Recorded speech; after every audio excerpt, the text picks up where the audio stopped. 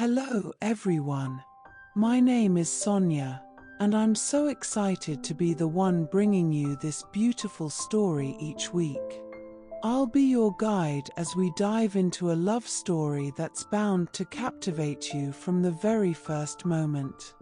Every week, I'll be here, sharing the next part of this incredible journey with you, a journey filled with passion, challenges, and the kind of emotional ups and downs that make love stories unforgettable.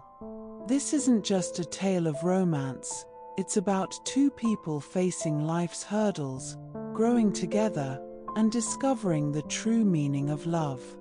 This love story is the kind of romance every woman dreams of, a journey filled with deep passion, unwavering devotion, and moments that take your breath away. Every week, you'll find yourself drawn deeper into their world, eagerly awaiting the next chapter. It's a story that will make you smile, cry, and believe in the power of love all over again. So, grab your favorite cup of tea, get comfortable, and join me on this beautiful journey. I can't wait to share this with you, one heartfelt chapter at a time. Andrea was on vacation in India, exploring the country for the first time. Prince Raj was in his city apartment, lounging by the window, when he spotted Andrea walking with a friend. He abruptly rose from his chair. Something about her stride captivated him. "Onik, fetch my binoculars, quickly," he ordered his servant. The moment he saw Andrea through the lenses, he knew he was in love. It was love at first sight. "Onik, I've found the love of my life," the prince declared. Onik, perplexed, responded, "But Prince Raj, you already have a fiancée, Princess Indara." The prince ignored Onik's words. His mind was set. "Onik, we must leave now. I need to meet that woman. I must know everything about her." "But Prince Raj, you can't just leave the palace like this," Onik protested. "Onik, either we go together, or I'll go alone," the prince insisted, his voice firm. Onik had no choice but to follow. They quickly made their way out, with the prince hastening his steps, desperate to catch another glimpse of Andrea. As they walked, people on the street pointed and whispered, "Look, it's Prince Raj." A security guard, who was just arriving at the palace for his shift, spotted the prince and approached him. "Prince Raj, you shouldn't be out here without security. Where are your guards?" Onik intervened. "It's a long story. Just follow us." The three continued on their way until the prince noticed the woman who had been with Andrea, standing at the entrance of a gold shop. He entered the store, his eyes fixed on Andrea. The shop owner, recognizing the prince, hurried over. "Prince Raj, what an honor to have you here. How may I assist you?" The prince, barely paying attention, replied, "I'm just browsing, thank you." The owner nodded. "Please, let me know if you need anything." The prince watched as Andrea admired a necklace. He overheard her speaking in English to her friend, Susie. "Look at this beautiful necklace," Andrea exclaimed. "Shall we ask how much it costs?" Susie suggested. Andrea sighed. "We can ask, but I don't have the money for something like that." After learning the price, Andrea thanked the seller and left the store. Susie, smiling, teased her, "I thought you were going to buy it."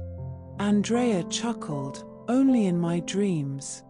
As Andrea turned to leave, her eyes met Raj's. They stood there for a moment, locked in each other's gaze, as if recognizing a soulmate. "Andrea, come on. What are you doing standing there?" Susie called from outside. Andrea barely heard her friend's voice. She felt as though she was in a trance. As she walked out of the store, she looked back, yearning for one more glimpse of the man who had stirred something deep within her. Raj, watching her leave, turned to Onik. "Follow that woman. Find out where she's staying and how long she'll be here. Tell the hotel staff that I want to know. Show your credentials, they'll tell you. If you encounter any issues, have them call me immediately. Don't lose sight of her, even if it takes all day and night." The prince's family owned a chain of hotels, among other lucrative businesses, but it never crossed Raj's mind that Andrea could be staying at one of them. All he cared about was finding her and learning everything he could about her day. Turning back to the shopkeeper, the prince said, "Sir, please place that necklace in a beautiful box." "I'll take it." The seller promptly did so, and Raj left the store, the box in hand. At home, he opened the box and admired the necklace. "Andrea has exquisite taste," he thought. "This necklace would look even more stunning on her." Hours later, Onik returned, exhausted from his task. The prince, anxious, exclaimed, "I thought you would never return. Where have you been all this time, Onik?" "Prince Raj, you told me to follow her all day." "That's exactly what I did. Remember, she's on vacation and wants to explore everything. They stopped at every store. Women like to look at everything." "Yes, Onik, I know. But did you find out where she's staying and how long she'll be here?" Onik smiled. "Yes. So tell me, where?" Raj urged, unable to contain his excitement. "She's staying at one of your family's hotels," Onik replied with a grin. Raj beamed with happiness. "And when will she leave? Don't you want to know when she arrived?" Onik teased. "Yes, of course. I want to know everything," Raj insisted. "She booked a 2-week-long stay, arrived this morning, and will be here in India for 2 weeks, Onik informed him. Raj breathed a sigh of relief. "That means I have enough time to get to know her." Onik, with concern in his voice, reminded the prince, "But Raj, you're forgetting 2 crucial things. Your parents will never allow you to have a relationship with someone who isn't Indian, and you're already engaged to Princess Indara. Have you forgotten?" Raj dismissed his concerns. "Details, Onik, just details." Onik looked at him seriously. "Those details aren't as small as you think, Raj. We'll cross that bridge when we come to it," Raj replied confidently. "For now, only you and I know what's going on. Now, tell me, what did she do all day?" Onik hesitated. She visited shops selling clothes, jewelry, bags. She even tried on a sari, a lehenga choli, and a salwar kameez, among other things. "But why do you want to know so much about her activities?" Raj pondered aloud. "So, she likes Indian clothes and jewelry." Onik, growing more worried, asked, "What are you planning, Raj? You're making me nervous." "Don't worry, Onik. I'm just thinking out loud. Isn't it clear that she likes our culture? She came all this way to visit India, and she's drawn to our jewelry and clothing." "But Raj," Onik began, "you don't even know if she's engaged, has a boyfriend, or is married. Besides, our traditions won't easily allow this. Are you sure she's willing to face the challenges that would come if something were to develop between you two?" Raj, unconcerned, replied, "I'll make it work. She'll want me just as much as I already want her." Raj then said, "Onik, tomorrow we're waking up early and heading to the hotel. I need to see her again and give her the necklace I bought. Remember, it's the one she liked." Onik rolled his eyes. "This is a bad idea, Raj. Onik, stop being so negative. Everything will be fine. Just like in fairy tales, you'll see," Raj said with a smile. Onik sighed, knowing there was no changing the prince's mind. At that moment, the bell rang, signaling that a meal was ready. Onik left to retrieve it and returned shortly. "Your meal is ready, Raj. Do you want to eat before your bath or after?" "I think I'll shower first. Serve dinner when I'm done," Raj decided. "Thank you for everything, my friend," Raj added, looking at Onik with genuine appreciation. Onik, more than just a servant, was Raj's closest confidant, practically a brother. He had been by Raj's side since they were children, knowing all his secrets and sharing his every adventure.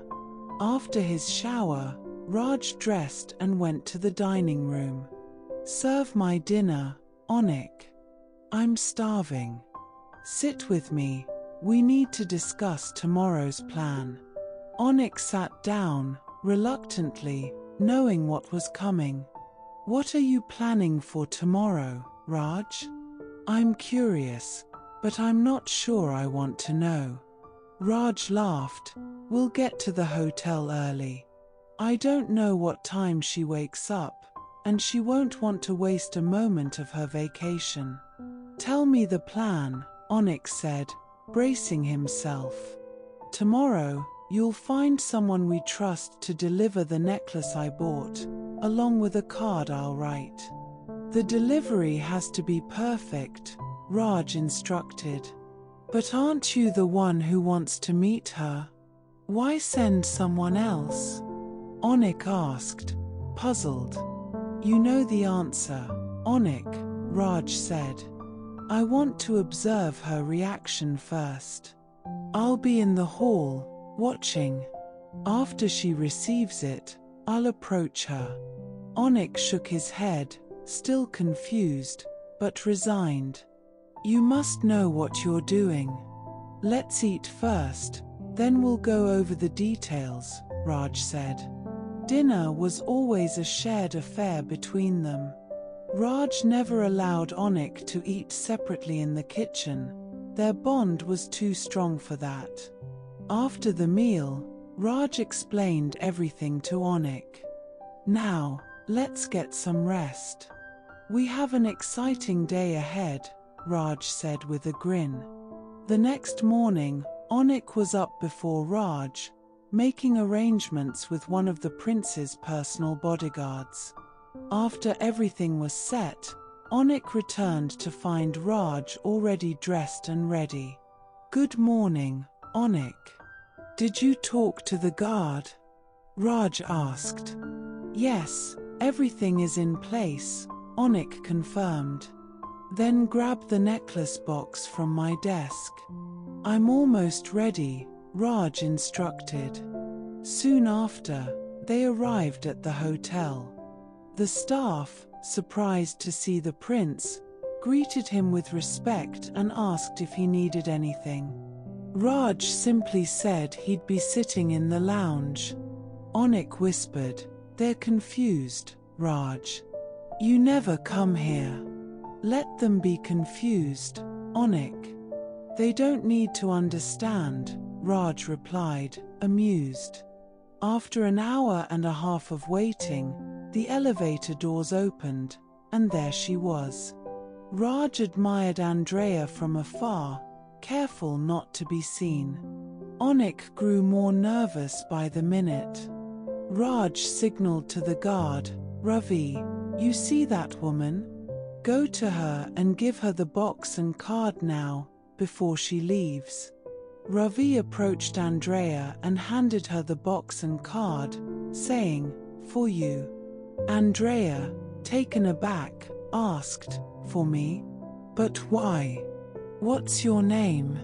But Ravi had already turned away, leaving her bewildered. Susie, equally curious, suggested, "Maybe he doesn't speak English. Open the box, I'm dying to see what's inside." To be continued next week.